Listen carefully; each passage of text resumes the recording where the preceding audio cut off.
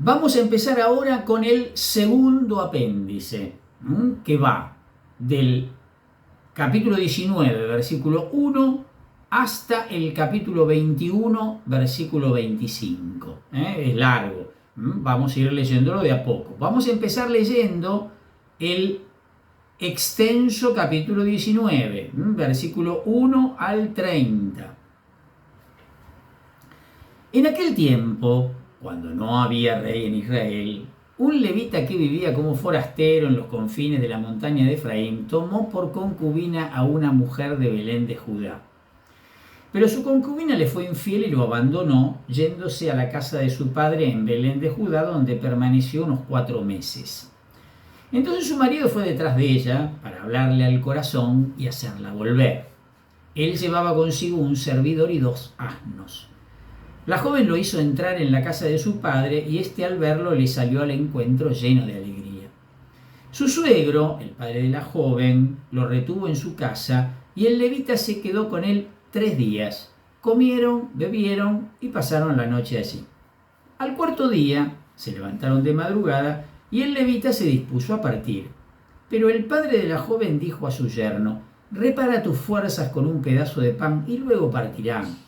Entonces se sentaron a comer y beber los 2 juntos. El padre de la joven le dijo: «Te invito a quedarte esta noche para pasar un momento agradable».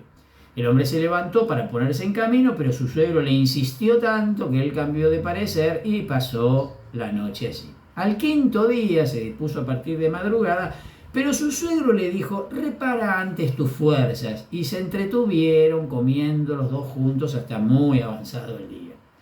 Cuando el levita se levantó para partir con su concubina y su servidor, el padre de la joven le dijo: «Ya se está haciendo tarde. Quédate aquí esta noche y pasarás un momento agradable. Mañana de madrugada se pondrán en camino y regresarás a tu casa». Pero el hombre no quiso quedarse, sino que se levantó y partió. Así llegó frente a Jebús, o sea, Jerusalén, llevando consigo los 2 asnos cargados, además de su concubina y su servidor. Cuando estaban cerca de Jebús, ya era muy tarde, y el servidor dijo a su señor: «Apartémonos del camino para entrar en esta ciudad jebusea y pasar la noche allí». Pero su señor le respondió: «No nos apartemos para entrar en una ciudad extranjera que no pertenece a los israelitas. Sigamos de largo hasta Gibeá». Luego dijo a su servidor: «Vamos a acercarnos a uno de esos poblados. Pasaremos la noche en Gibeá o en Ramá». Siguieron de largo y a la puesta del sol estuvieron frente a Gibeá de Benjamín. Entonces se apartaron del camino para ir a pasar la noche en Gibeá. Al llegar, el hombre se quedó en la plaza de la ciudad, pero nadie los invitó a su casa para pasar la noche. Entonces llegó un anciano que al atardecer volvía de trabajar en el campo. Era un hombre de la montaña de Efraín y residía en Gibeá como forastero, porque la gente del lugar era benjaminita. El anciano alzó los ojos y vio al viajero que estaba en la plaza de la ciudad. «¿De dónde vienes y a dónde vas?», le preguntó.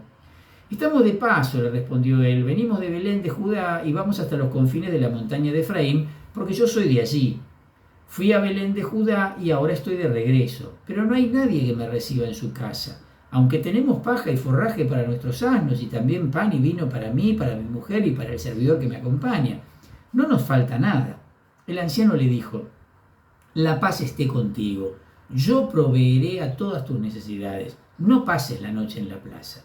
Entonces lo llevó a su casa y dio de comer a los asnos, y ellos se lavaron los pies, comieron y bebieron. Estaban pasando un momento agradable cuando los hombres de la ciudad, gente pervertida, rodearon la casa y comenzaron a golpear la puerta, diciendo al anciano dueño de casa: «Trae afuera el hombre que entró en tu casa para que tengamos relaciones con él».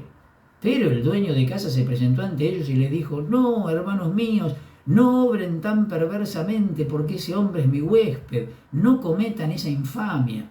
Yo tengo a mi hija, que es virgen. Se la traeré afuera para que ustedes abusen de ella y la traten como mejor les parezca, pero no cometan semejante infamia con ese hombre». Sin embargo, ellos no quisieron escucharlo. Entonces el levita tomó a su concubina y la llevó afuera. Los hombres se aprovecharon de ella y la maltrataron toda la noche hasta la madrugada, y al amanecer la abandonaron. La mujer llegó de madrugada y se cayó a la entrada de la casa del hombre donde estaba su marido. Allí quedó hasta que fue el día.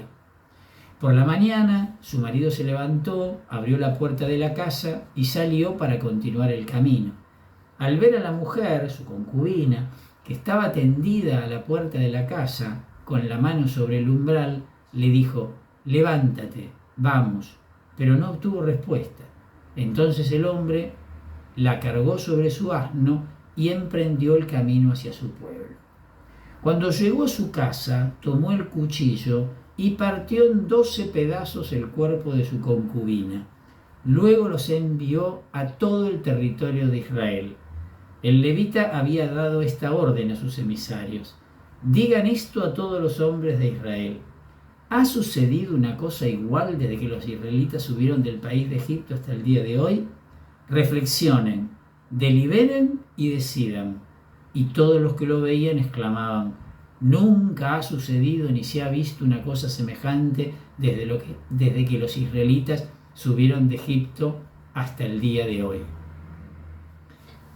Tremendo relato, tremendo relato. Aunque si ustedes se acuerdan, escuchamos algo parecido en el libro del Génesis. Ahora lo vamos a referenciar. A ver, vamos de a poquitito. Los hechos que están detrás de este relato datan de los comienzos de la conquista. Claramente, eso es a lo que se refieren. El crimen de Gibeá provocó una represalia salvaje para librar a Israel de semejante delito, que es lo que va a venir enseguida en el capítulo 20. Sin embargo, la forma actual del relato data del periodo inmediatamente posterior al destierro. Miren a dónde nos vamos. Esto que decimos siempre: cuando tengo un texto delante, me tengo que hacer como 2 preguntas iniciales, de entrada, que no puedo evitar.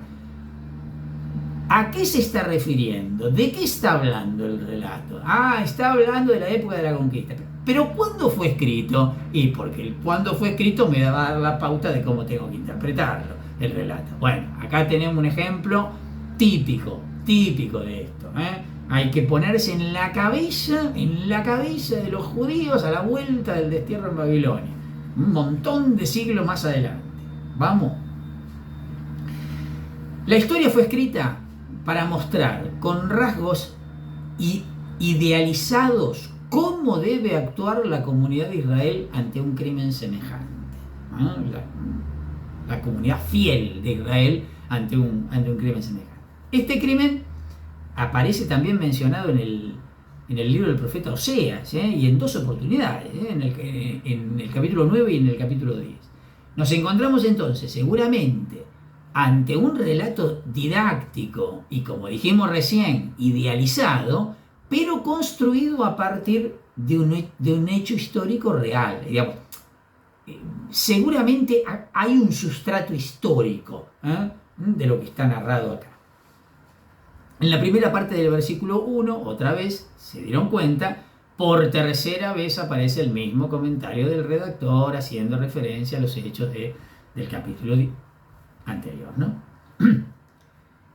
Desde la segunda parte del versículo 1 hasta el versículo 9, tomemos esta primera parte. Lo más probable es que todo este suspenso, que lo invita toda la noche y no termina más de invitarlo, se trate de un recurso del autor para aumentar el efecto del momento culminante.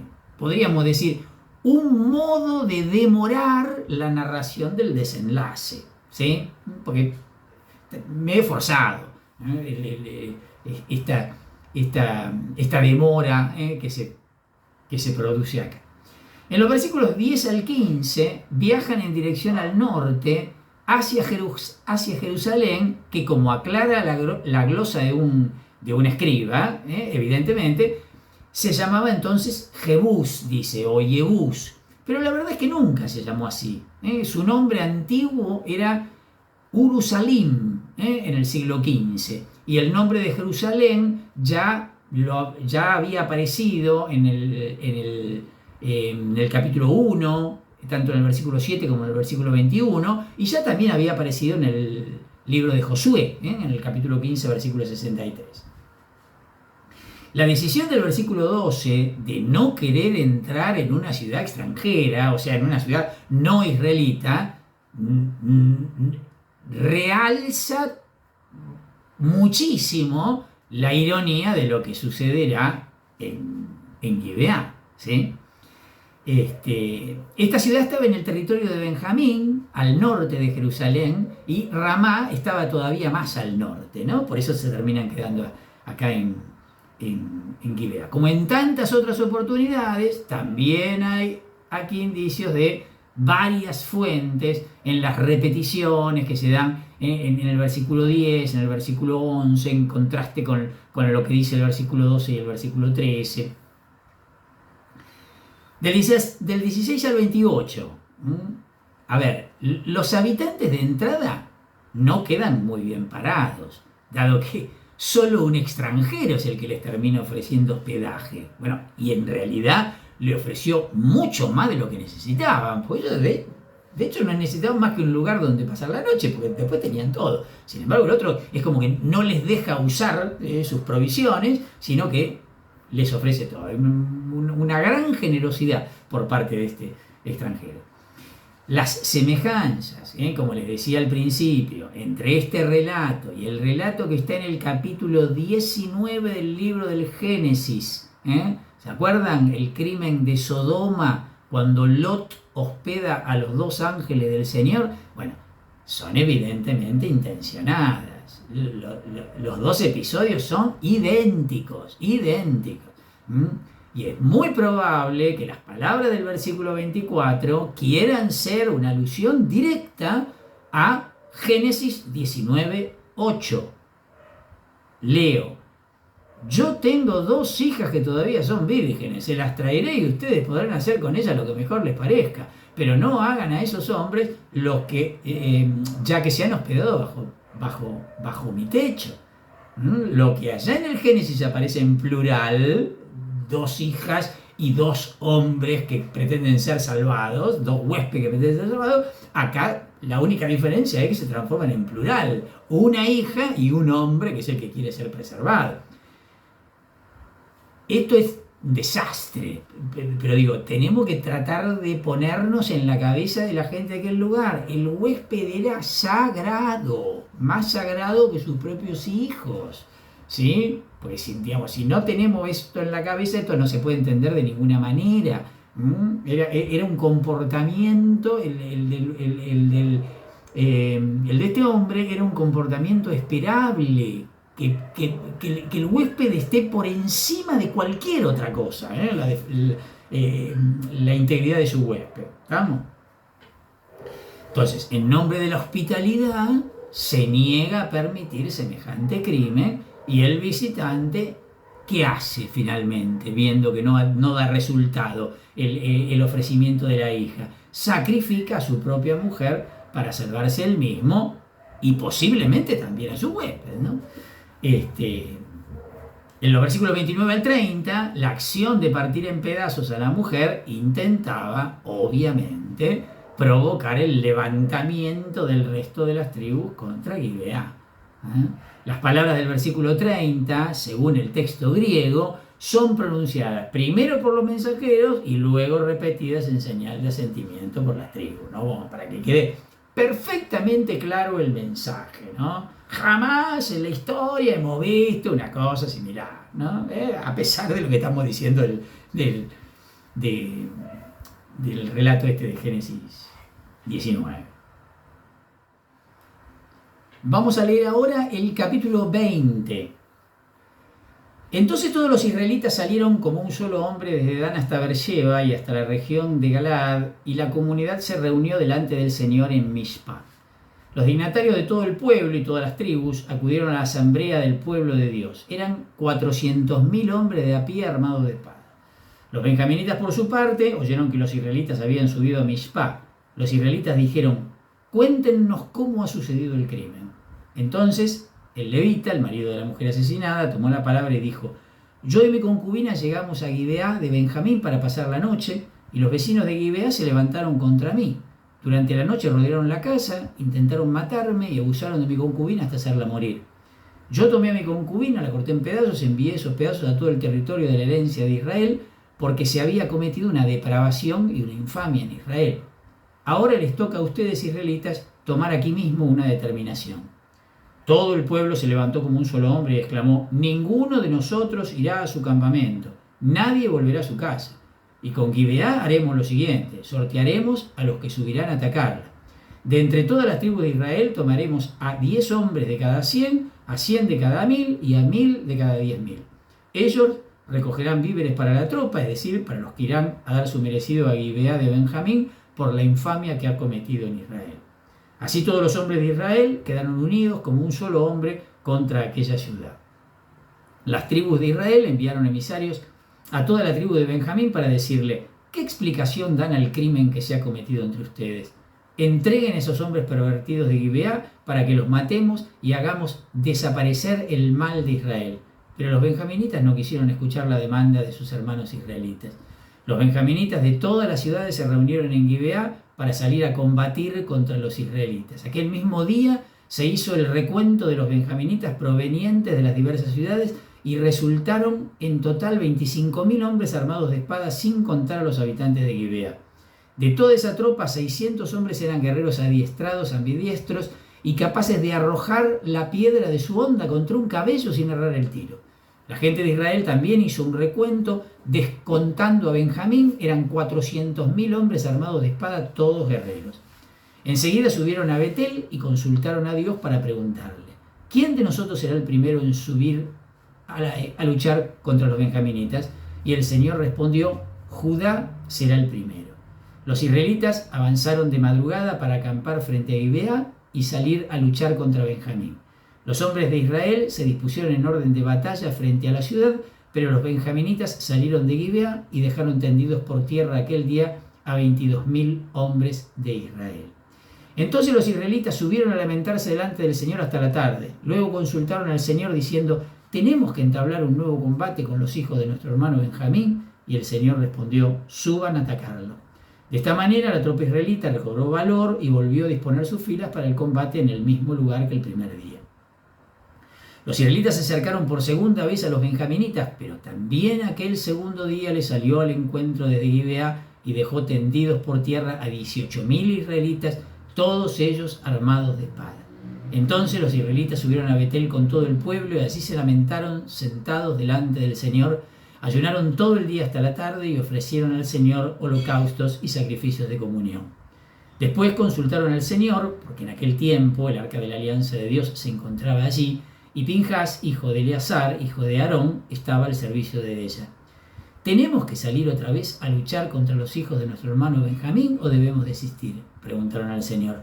Y el Señor respondió: suban, porque mañana los entregaré en manos de ustedes.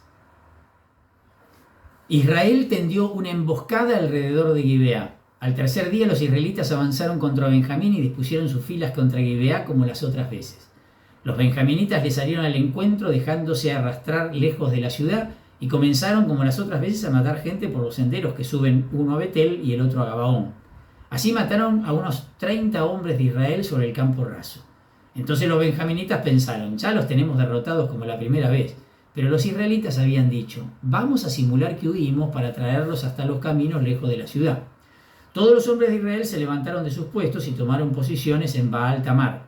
Los israelitas, que estaban emboscados, atacaron desde sus posiciones al oeste de Geba.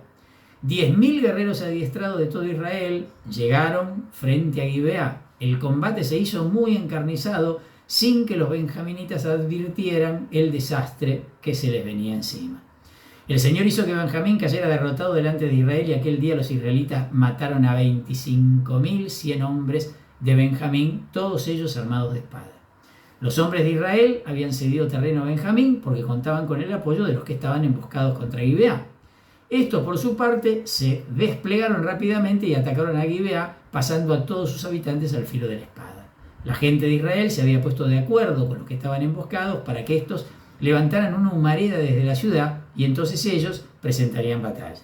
Cuando Benjamín comenzó a matar a algunos israelitas, unos 30 hombres en total. Pensó, ya los tenemos completamente derrotados como en el primer combate.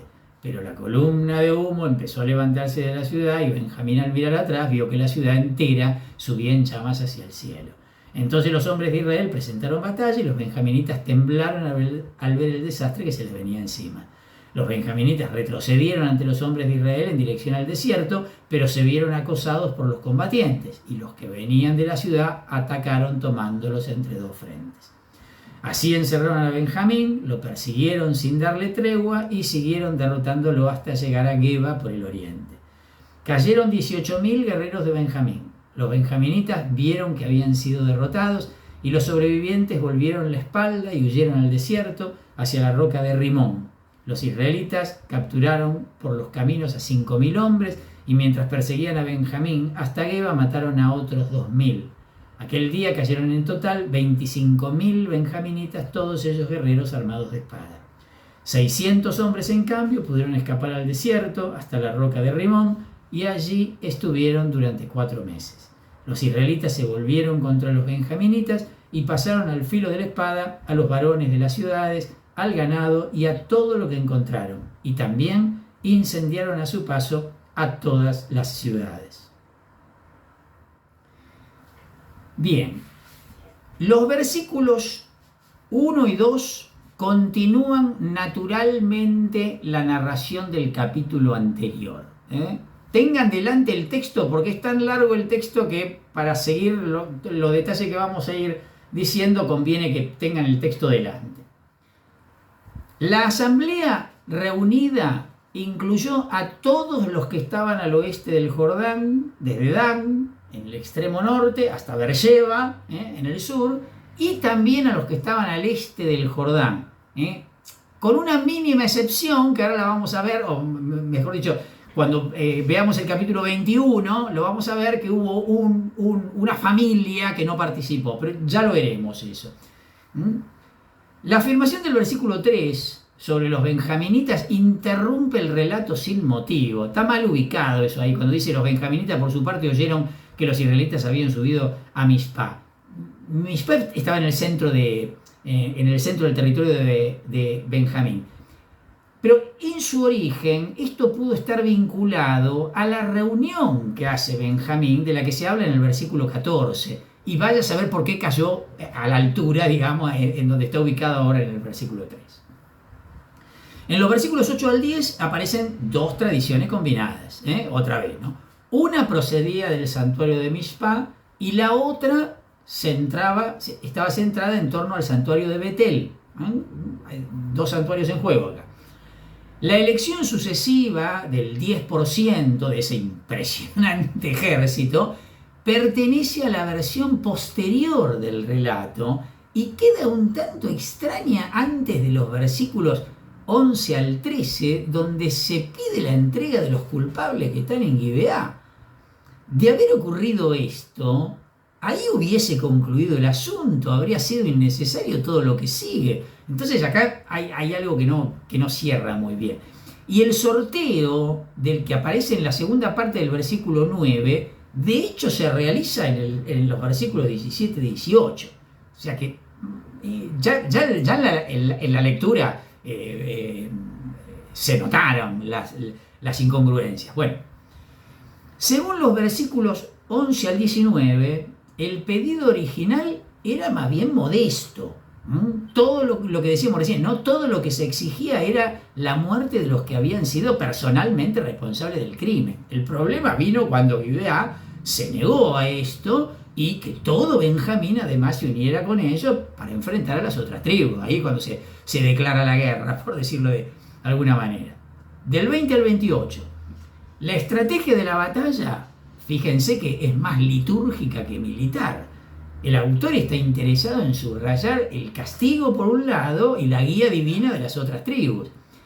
Lo mismo los números, son más didácticos que reales. En los dos primeros encuentros cae la 10ª parte de los hombres. Mucha casualidad, evidentemente está queriendo insinuar otra cosa. La base del ejército estaba en Betel, un antiguo santuario ubicado al norte de Gibeá. En los versículos 27 concretamente en la segunda parte del versículo 27 y en la primera parte del versículo 28, están al servicio de explicar por qué el antiguo relato mencionaba Betel. Porque el arca estaba allí y no en Silo. Y porque Pinhás estaba presente como sacerdote legítimo. Miren los intereses que hay detrás de este relato. Por algo, después nos damos cuenta que esto pertenece a la vuelta del exilio, ¿no? La redacción final me refiero.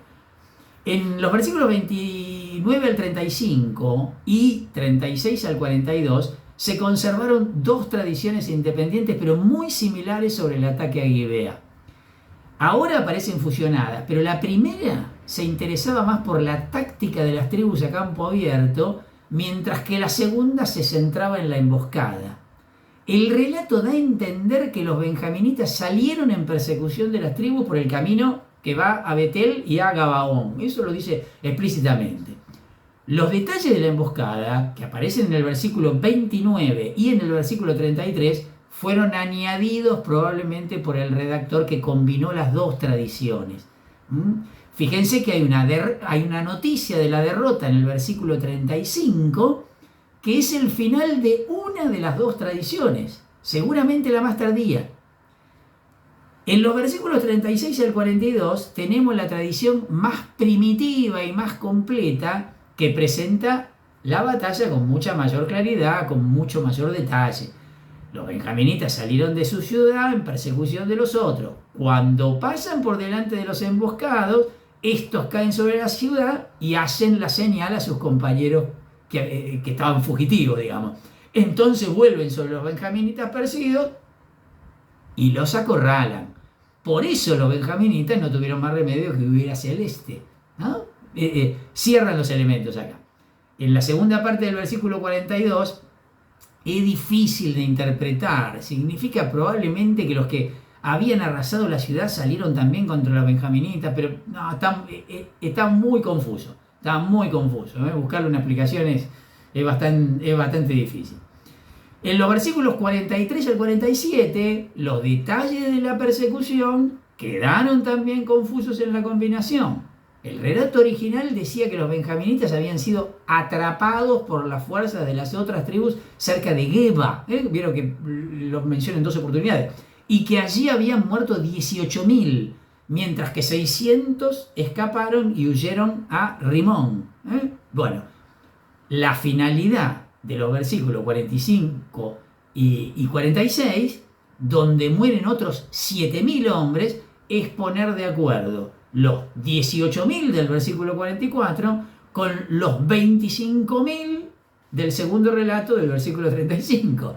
De ese modo, entonces, el versículo 46 puede repetir la misma cifra sin entrar en contradicción. Miren los vericuetos, el malabarismo que está haciendo el redactor final para que combinar las tradiciones y que no se note tanto, digamos, ¿no? Versículo 48, excepto los 600 hombres de Rimón, fue exterminada toda la tribu, o sea, recibió el mismo trato que las ciudades capturadas de Canaán. Ni más ni menos.